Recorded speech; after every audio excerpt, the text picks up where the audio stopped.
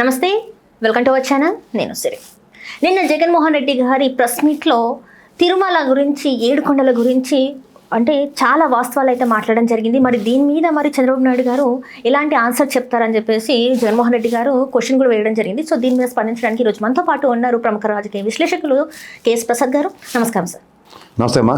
Sir, ఇప్పుడు చూసుకున్నట్టయితే చాలా రోజుల నుంచి నేను విన్నప్పటి నుంచి ఏంటంటే రాజశేఖర రెడ్డి గారు తిరుమల కొండలు గురించి వింటే ఆయననే ఏంటంటే తిరుమల కొండలు ఎందుకు, దేవుడికి ఇన్ని కొండలు ఎందుకు, ఇట్లా విభజించి జీసస్ క్రైస్ట్కి సగం కొండలు, 7 కొండలకి అంటే వెంకటేశ్వర స్వామికి సగం కొండలు ఇస్తే సరిపోద్ది కదా అని చెప్పేసి రాజశేఖర్ గారు మాట్లాడారని చెప్పేసి కొన్ని సంవత్సరాల నుంచి అదే న్యూస్ని చెప్తున్నారు. కానీ నిన్న చూసుకున్నట్టయితే ఆ జీవన నంబర్ల గురించి కూడా ఏ రోజు చంద్రబాబు నాయుడు గారు అది మాట్లాడారో ఆ వీడియోని కూడా బయటపెట్టడం జరిగింది. సో ఇప్పుడు మరి ఏం చెప్తారు సార్ దీని మీద?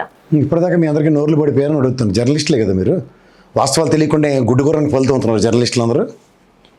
ఎందుకంటే తిరుమల ప్రాశస్త్యాన్ని గ్రహించిన ఒక మీలా హిందువుగా నటించడం రాని క్రైస్తవ మతాన్ని నమ్ముకుని రాజశేఖర రెడ్డి గారే అనుకుందాం. ఆయన చేసింది మంచే కదా. 746, 747 జీవనంలో 2 ఏంటి? అన్యమత ప్రచారం తిరుమల క్షేత్రంతో పాటు ఇంకో 19 దైవక్షేత్రాల్లో, హిందూ దైవక్షేత్రాల్లో జరగకూడదని. అలాగే 369 కిలోమీటర్ల విస్తీర్ణం శేషాచలం అడవులన్నీ భౌగోళికంగా ఇవి శేషాచలం స్వామివారికే చెందుతాయని, ఇంక్లూడింగ్ 7 కొండలు స్వామివారివే అని. ఎవరో చెప్పిన అబద్ధాలకి నిజం అనుకుంటే నిజం నిలగడమేదే తెలుస్తుంది. అది కూడా ఎలాగంటే 746, 747 జీవో మీద నేను కేజీలు మాడాను. టన్నుల కొద్ది ఉంటాను ఆ వీడియోలు చూసుకోండి. ఎందుకంటే ప్రభుత్వం పరంగా చేసిన దగ్గర మీరు చంద్రబాబు గారు ఆ వీడియో వింటే, ఇన్నాళ్ళు నాకు మొన్నటిదాకా నేను కన్వర్టెడ్ హిందూ అని అన్నాను కదా, క్రిస్టియన్ నుంచి హిందూ కింద కన్వర్ట్ చేయడం నాకు డౌట్గా ఉంది. ఎందుకంటే ఆయన సాధారణంగా హిందూకి సంబంధించిన ఏ పూజల్లో అయినా సరే ఆయన షూ వేసుకునే పూజలు చేస్తాడు. కానీ వెరైటీగా నిన్న ఆ క్రైస్తవ ప్రచారానికి ఆ ఓటు బ్యాంక్ కోసం వెళ్ళిన దగ్గర షూ ఇప్పి ఆ ప్రీచర్స్ చెప్తున్నారు. అంచేత గ్యారంటీగా గమనించుకోండి. ఇది నేను ఇస్తాను, ఆ వీడియో ప్లే చేయడానికి అట్లా నీకే పంపిస్తాను. అది నేను మాడిన దానికి కట్టుబడి మాట్లాడుతున్నా. షూ స్పెసిఫిక్గా రౌండ్ చేయండి, అక్కడ మీ టెక్నాలజీ ఉంది కదా దాంతో వాడండి. షూ లేకుండా సాక్స్లు వేసుకుని అన్నారు స్టేజ్ మీద ఆయన. కానీ ఆయన చెప్పింది ఏంటంటే, నేను ఈ మొక్కు ఇది కన్వర్టెడ్ క్రిస్టియన్ గానా కన్వర్టెడ్ హిందూగా మాట్లాడింది? నాకు క్వశ్చన్ క్లారిటీ కావాలి. ఇంతకు ముందు వీడియోలో అయితే కన్వర్టెడ్ క్రిస్టియన్ అప్పుడు సార్ తను అంటే ముఖ్యమంత్రి గారు ఇప్పుడున్న ఆయన ఓటు బ్యాంక్ కోసం చెప్తాను, జాగ్రత్తగా విను. 746, 747 జీవో తర్వాత క్రైస్తవ ముస్లిం ఓటు బ్యాంక్ కోసం అన్యమత ప్రచారాలు నేను గవర్నమెంట్ రాగానే చేసేస్తాను. కానీ గవర్నమెంట్ రాలేదు. ఎందుకంటే జగన్మోహన్ రెడ్డి గారు నాన్నగారు రాజశేఖర రెడ్డి గారు కంటిన్యూస్గా 2 సార్లు ప్రభుత్వం వచ్చిన తర్వాత రాష్ట్ర విభజన దాకా ఆయన ప్రభుత్వం అధికారంలో లేడు. చేత ఒరిజినల్గా నాస్తికులు అస్తికుల కింద మారడం విన్నాం. కన్వర్టెడ్ క్రిస్టియన్స్ హిందువుల కింద మాట్లాడడం విన్నాం. హిందువులుగా ముండి కూడా హిందువులుగా నటించడం చూస్తున్నాం. ఇది ఇవాళ పవన్ కళ్యాణ్ గారికి, చంద్రబాబు నాయుడు గారికి హిందూ సమాజం గ్రహించవలసిన విషయం. క్రైస్తవ సభలకి, క్రైస్తవ పూజలకి వెళ్తే షూ ఇప్పి వెళ్తున్నారు ఆయన. హిందూ సమాజంలో హిందూ పూజలకి, గృహప్రవేశాలకి, లేదంటే శంకుస్థాపనలకి కనీసం కొబ్బరికాయ కొట్టిద్దరు కూడా ఆయన షూ ఇప్పట్లేదు. అంటే దీనికి నాకు ప్యారడీగా జగన్మోహన్ రెడ్డికి నడువు వంగదు, కొబ్బరికాయ పైనే కొట్టాడు, అది నాకు సంబంధం లేని విషయం. ఆయన విగ్రహం ఎవరైనా దేవుడు ఇచ్చినా సరే చెప్పులు ఇప్పి తీసుకున్నవి ఉన్నాయి.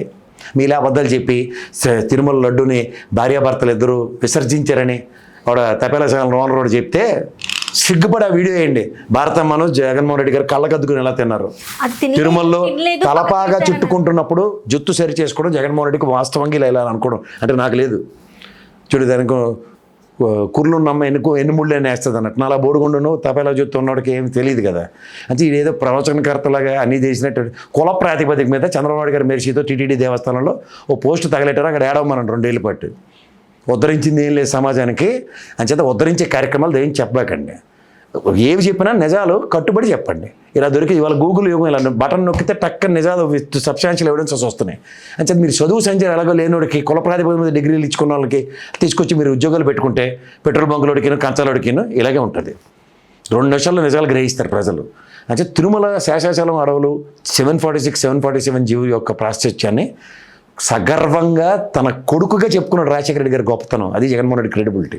అండ్ అట్లనే చూసుకున్నట్టయితే ఇంకొక వీడియో కూడా బాగా వైరల్ అవుతుంది సార్. ఏంటంటే భక్తి ఛానల్, ఎందుకు భక్తి ఛానల్ అని చెప్పేసి అసెంబ్లీలో చంద్రబాబు నాయుడు గారు మాట్లాడారు.